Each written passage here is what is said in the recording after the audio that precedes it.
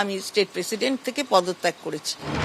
কালীঘাট তৃণমূলে আবার বড় সড় ভাঙন। আরও একা হয়ে গেলেন মমতা বন্দ্যোপাধ্যায়। প্রাক্তন মুখ্যমন্ত্রীর থেকে দূরে সরে গেলেন দীর্ঘদিনের আরও এক সঙ্গী। কালীঘাট তৃণমূলের সমস্ত পদ ছাড়লেন প্রাক্তন মন্ত্রী চন্দ্রিমা ভট্টাচার্য। এর কিছুক্ষণের মধ্যেই তাঁকে বিধানসভায় ঋতব্রত তৃণমূলের সদস্যদের সঙ্গে এক ফ্রেমে দেখা গেল। কালের যাত্রায় সবাইকে পা মেলাতে হয়। আনুগত্য প্রশ্নের চিহ্নের মুখে থাকলে আর তারপরে বিশ্বাসযোগ্যতা প্রশ্ন চিহ্নের মুখে থাকলে আর কিছু বাঁচে না। তার এই ডিসিশনকে স্বাগত জানাই। পদত্যাগের কয়েক ঘন্টা আগেও শুক্রবার তৃণমূল ভবনে উপস্থিত ছিলেন চন্দ্রিমা ভট্টাচার্য, কিন্তু সেখানে ঋতব্রত বন্দ্যোপাধ্যায়, সন্দীপন সাহা, ফিরাদ হাকিম, জাভেদ খানরা পৌঁছানোর পরই বেরিয়ে যান তিনি। সূত্রের দাবি, এতেই ক্ষুব্ধ হন মমতা বন্দ্যোপাধ্যায়। চন্দ্রিমা ভট্টাচার্যকে সরাসরি ফোন করে বলেন, তুমি তৃণমূল ভবনটাকে ওদের হাতে তুলে দিয়ে এলে। আর শনিবারই কালীঘাট তৃণমূলের যাবতীয় পদ ছাড়ার সিদ্ধান্ত নিলেন চন্দ্রিমা ভট্টাচার্য। উনি অনেকদিন ধরেই আমাকে বলছিলেন পদত্যাগ করবেন, কারণ ওনার ছেলে গিয়ে অলরেডি হাত মিলিয়েছেন। আমার তার জন্য কিছু বলার নেই, ভালো বুঝেছে হাত মিলিয়েছে, তাদের লাগেজ ব্যাগেজ থাকতে পারে, কিন্তু আমি তো হাত মেলাবো না। আপনারা একজন কোথায় গেলেন কি না গেলেন, I don't care, I ignore all of you. কারণ আমি নেতা চাই না, আমি কর্মী চাই।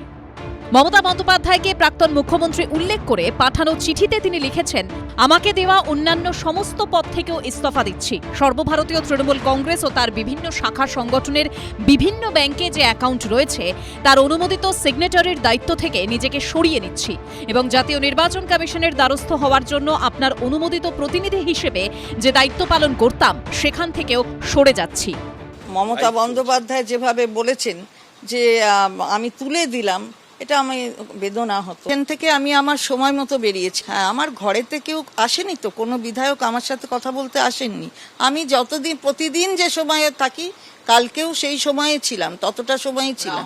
যে আমাকে মাননীয় নেত্রী বললেন যে আমি ওদের হাতে ভবনটা তুলে দিয়েছি। তা আমি কি করে ভবনটা তুললাম?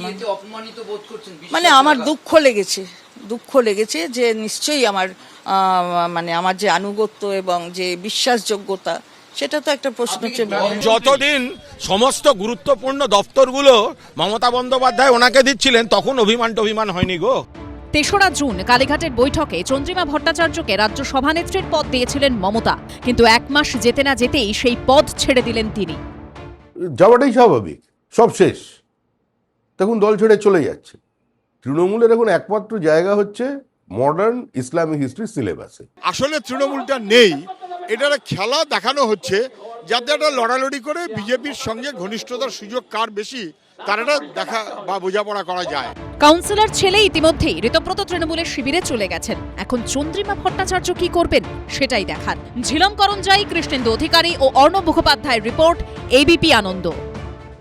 এবিপি আনন্দ, এগিয়ে থাকে, এগিয়ে রাখে।